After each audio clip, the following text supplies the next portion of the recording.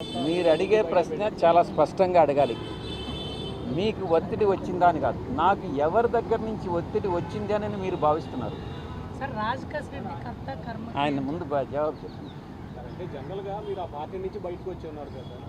So మీరు గతంలో 5 సంవత్సరాలు అక్కడ ఉన్నప్పుడు ఏ ఎపిసోడ్ గురించి మాట్లాడలేదు, బయటికి రాగానే ఏ ఎపిసోడ్ గురించి చర్చ వచ్చింది. మీరే రాజకేశ్ రెడ్డి కర్త కర్మ క్రియ అన్నారు కాబట్టి, సో ఈ రాజకేశ్ రెడ్డి వెనక కొంతమంది పెద్దలు ఉంటారు కాబట్టి ఏమన్నా ఒత్తిడి వచ్చిందని యాంగిస్తారు అంటే ఆ పార్టీ నుంచి ఏమైనా 5 సంవత్సరాల పాటు మీరున్నారు, అతనితో కలిసి ఉన్నారు, అప్పుడు మాట్లాడలేదని అంటే అప్పుడు మీరు అడగలా, నేను జవాబు చెప్పలా.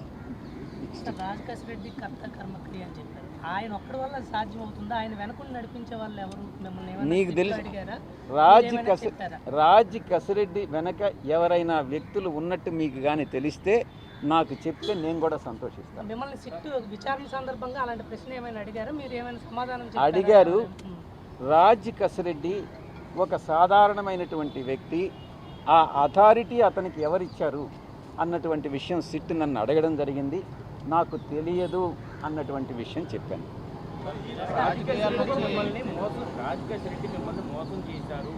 నన్ను మోసం చేయలే, పార్టీని మోసం చేశాడు, ప్రజలను మోసం చేశాడు. నాకు వ్యక్తిగతంగా అతను చేసినటువంటి మోసం ఏమీ లేదు.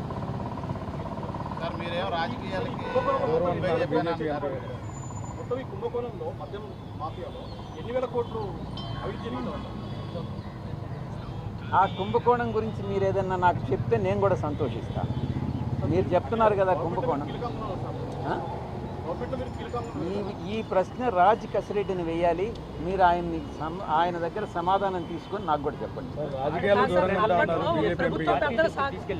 పార్టీని ప్రజలను మోసం చేస్తున్నాడని తెలిసినప్పుడు పార్టీ దృష్టికి లేదా ముఖ్యమైన నాయకుల దృష్టికి తీసుకెళ్లారా?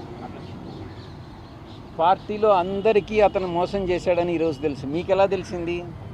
ప్రజలందరికీ తెలుసు. మీకు ఎలా తెలిసిందో పార్టీలో అందరికీ కూడా అలాగే తెలుసు.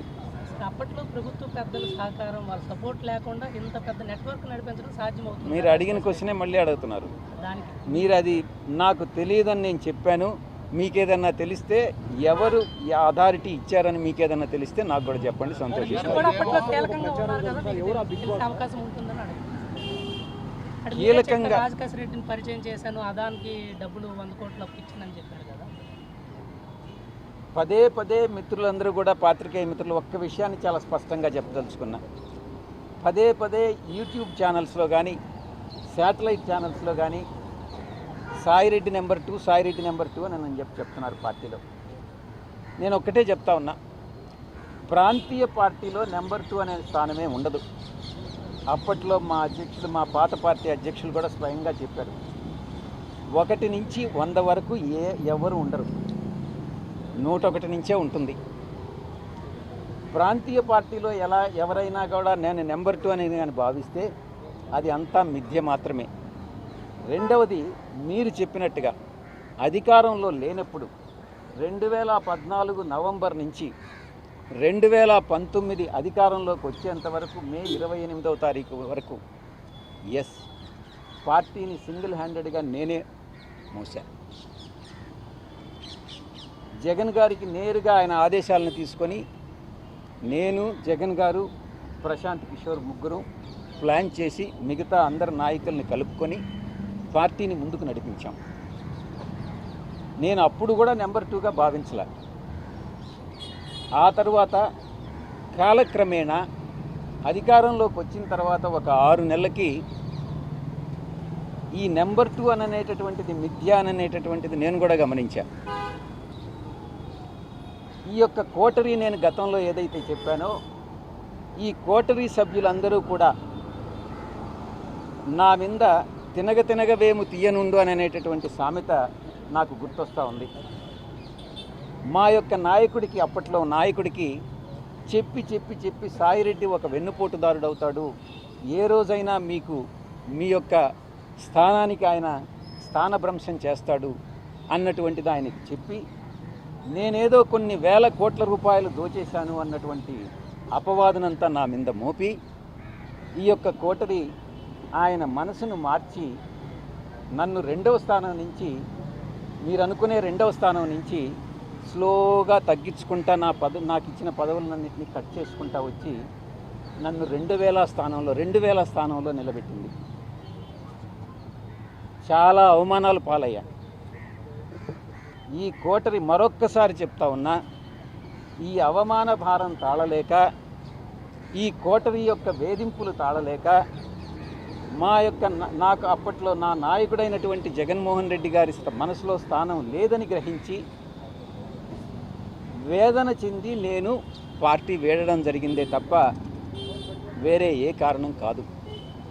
మరొక్కసారి చెప్తా ఉన్నాను, మీరు ఈ రోజుకు కూడా ఈ యొక్క యూట్యూబ్ ఛానల్స్లో పార్టీలో నెంబర్ 2గా ఉన్నటువంటి వ్యక్తి విడిపోయాడు, పార్టీలో నెంబర్ 2గా ఉన్నటువంటి వ్యక్తి విశ్వాసఘాతకానికి పాల్పడ్డాడు, పార్టీలో నెంబర్ 2గా ఉన్నటువంటి వ్యక్తి జగన్మోహన్ రెడ్డి గారిని మోసం చేసి వెళ్ళిపోయాడు అని పదే చాలా న్యూస్ ఛానల్స్లో మా వాళ్ళే కొన్ని రాయిస్తూ ఉన్నారు, మీరు కొన్ని రాస్తూ ఉన్నారు.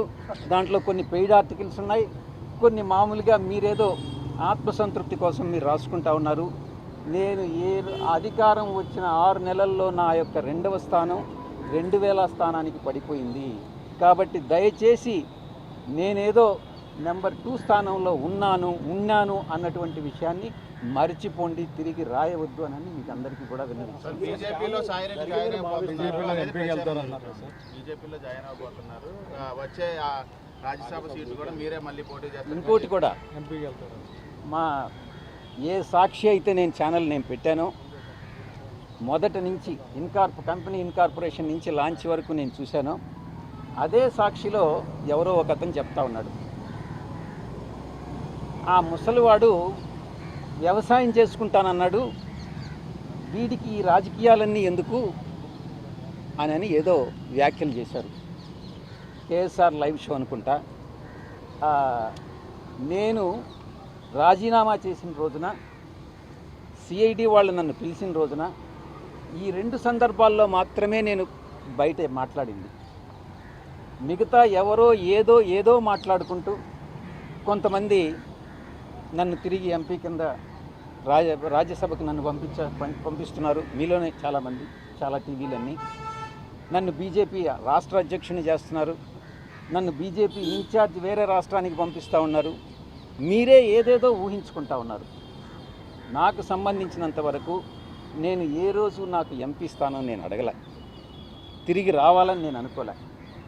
నేను వ్యవసాయం అని అంటే వ్యంగ్యంగా ముసలోడు వ్యవసాయం చేసుకుంటానన్నాడు, మళ్ళీ ఈ రాజకీయాలు ఏంది అని మీరే నేను రాజకీయాల్లో ఎంటర్ అయిపోయినట్టు రీఎంట్రీ అని ఈ రకంగా రకరకాలైనటువంటి వ్యంగ్యాస్త్రాలన్నీ కూడా సంధిస్తూ ఉన్నారు. ఇది తప్పు. ఇప్పుడు మీరు వ్యాపార రంగంలో నేను ఏదైనా చేయొచ్చు, రాజకీయాల్లో రీఎంట్రీ కావాలి అని అంటే మీ యొక్క పర్మిషన్ కావాలన్నా నా ఇష్టం. నేను కావాలంటే రీఎంట్రీ అవుతా, మీ పర్మిషన్ ఏం అక్కర్లేదే.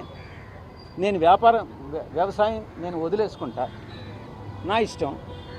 వ్యాపార రంగంలో ఎంటర్ అవుతా, నా ఇష్టం. దానికి మీ పర్మిషన్ అవసరం లేదే, దానికి వ్యంగ్యాస్త్రాలు అవసరం లేదే, దానికి సాక్షి ఛానల్లో వ్యాఖ్యానాలు అవసరం లేదే. నా వరకు నేను చిత్తశుద్ధితో ఏదన్నా ఉంటే నేనే చెప్తా ఉన్నాను. నేను ఎంపీ పదవి తిరిగి ఆశించలేదు అని నేనే చెప్తున్నాను. అలాంటప్పుడు మీరెలా రాస్తారు ఇవన్నీ?